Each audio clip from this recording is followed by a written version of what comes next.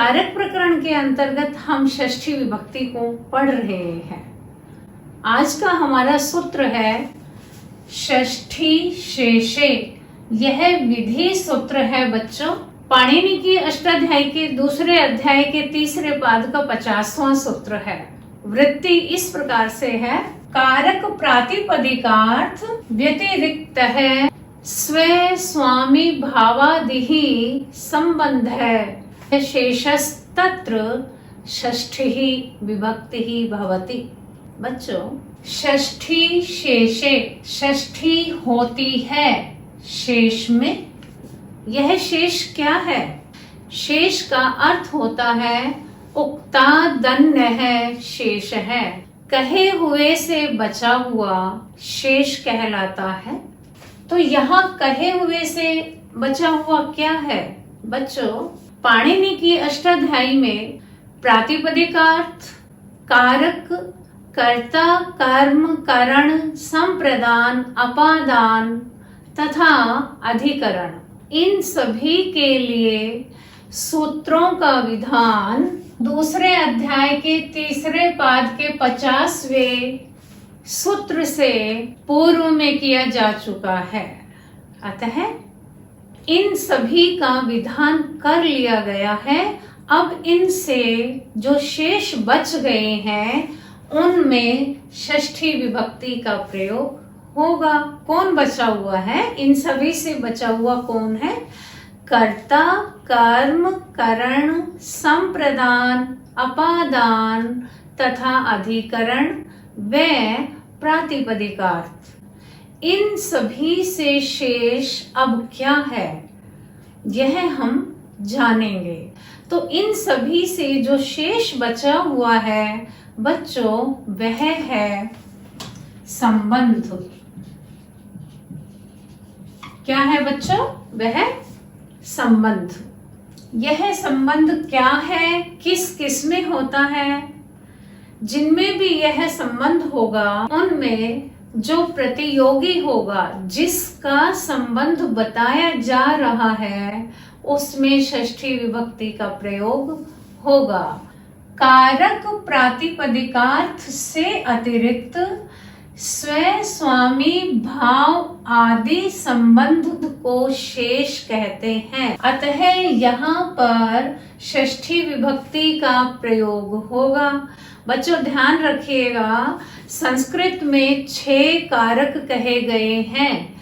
संबंध को कारक नहीं कहा गया है, इसलिए हमने लिखा है षष्ठी विभक्ति, क्योंकि क्रिया का कारक के साथ सीधा संबंध होता है, परंतु संबंध का क्रिया के साथ कोई संबंध नहीं होता। तो अब हम जानेंगे कारक प्रातिपदिकार्थ, इनसे अतिरिक्त जो संबंध है इसमें षष्ठी विभक्ति होती है।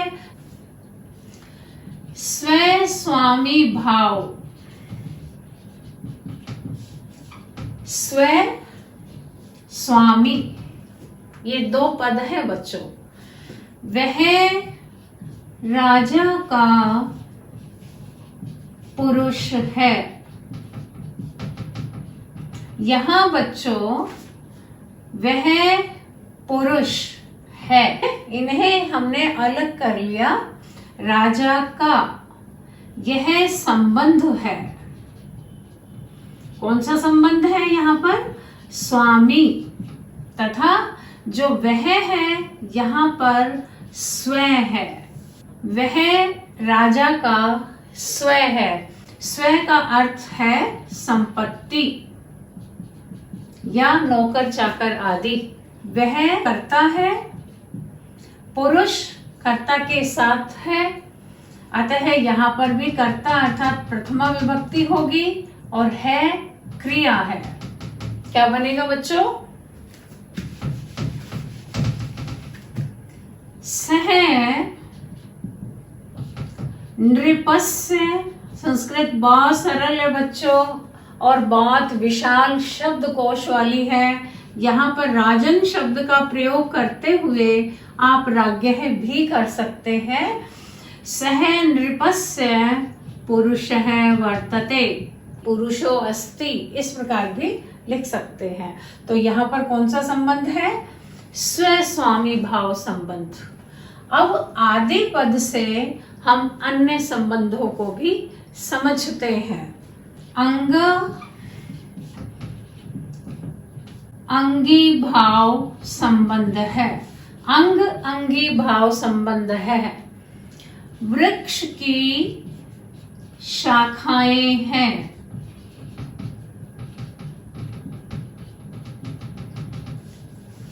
हमारी क्रिया है, शाखाएं यह हमारा कर्ता है। वृक्ष की, यह बच्चों अब इन दोनों को समझना है। वृक्ष की यह अंगी है, शाखाएं इसका अंग है, अतः इन दोनों में अंगा अंगी भाव संबंध है। तो यहाँ जो प्रतियोगी होगा, मैं आपको प्रतियोगी तथा अनुयोगी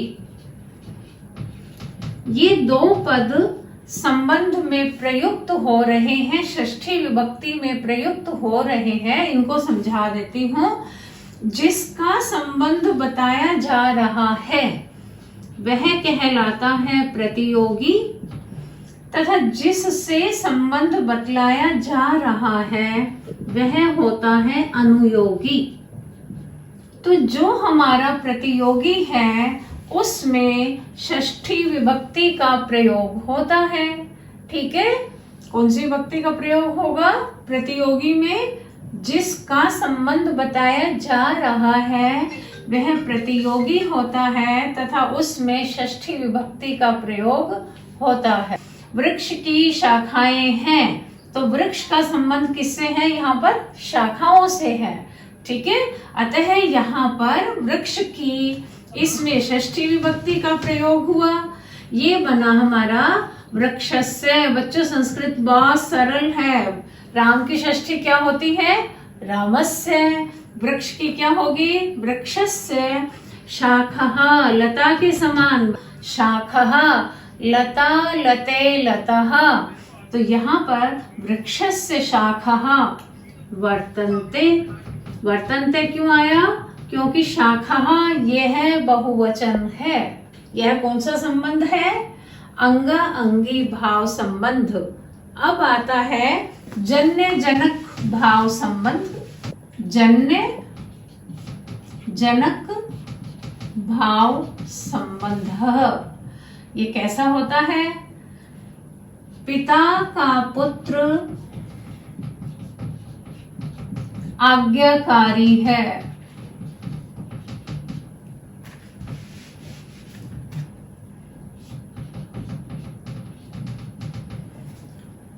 पिता का यह जनक है, पुत्र यह जन्य है, आज्ञाकारी तो पुत्र का विशेषण है क्रिया।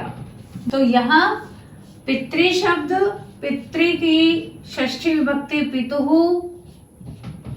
पुत्र है आज्ञाकारी अस्ति। पितुः पुत्र है आज्ञाकारी अस्ति। आ गया समझ में? अब यह संबंध है जन्य जनक भाव है। अब आता है इसके बाद विकृति प्रकृति भाव संबंध। सोने का आभूषण,